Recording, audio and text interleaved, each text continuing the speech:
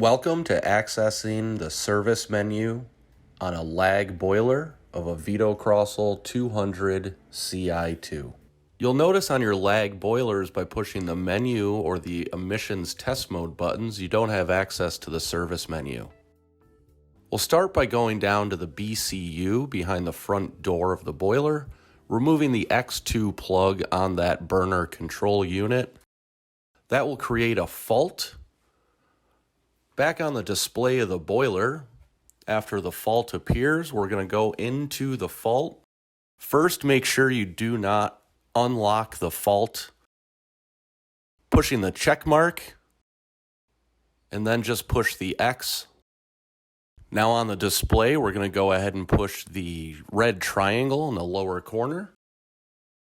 Then we'll notice the wrench icon appear in that fault menu, which we can access the service menu by entering the VI service password. In here, you'll now be able to go into your actuator test, change the modulation target value from minimum to maximum input. You'll also have access now to your service functions like filling and purging to help you get the air out of the system, as well as test mode to access your emissions test mode and activate your high limit safety cutout. Prior to doing so, we'll unlock the fault code by checking the unlock button in the check mark.